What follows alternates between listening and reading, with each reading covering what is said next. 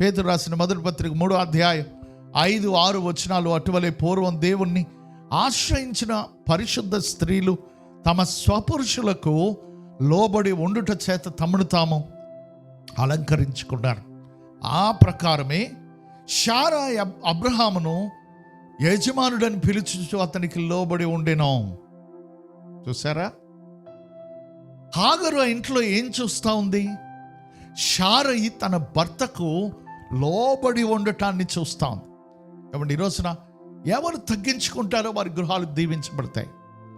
ఎవరు లోబడి ఉంటారో ఆ గృహాల్లో పిల్లలు తల్లిదండ్రులకు లోబడతారు. భార్యను దేవుడు ఎందుకు లోబడమన్నాడో తెలుసా అండి? భర్తను దేవునికి ఒక ప్రతినిధిగా ఇంట్లో ఉంచాడు. భార్య లోబడటాన్ని తన జీవితంలో పిల్లలకు చూపించాలి, వచ్చిన వారికి చూపించాలి. పనులందరూ యజమానుడికి లోబడాలి అంటే అర్థం ఏంటంటే, భార్య లోబడ్డాన్ని పనులు చూడాలి, పిల్లలు చూడాలి, కుటుంబ సభ్యులు చూడాలి.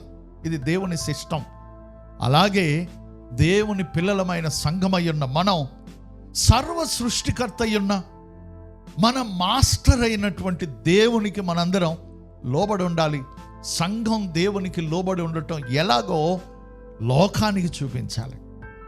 అందుకే ఈ సూత్రాలు పెట్టాడు.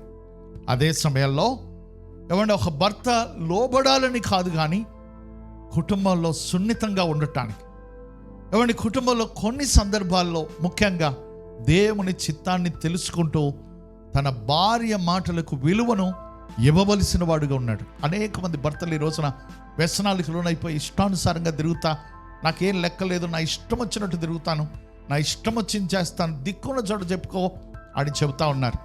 అందుకే అనేక కుటుంబాలు బద్దలైపోతూ ఉన్నాయి. ఆదికాండం 16వ అధ్యాయం 2వ వచనంలో అబ్రాహాము శారయి మాట విన్నాడంట. అర్థమవుతుందా మీకు? కాబట్టి ఒక్కరికొకరు లోబడి ఉండండి, ఒకరి మాటకు ఒక్కరు విలువివ్వండి.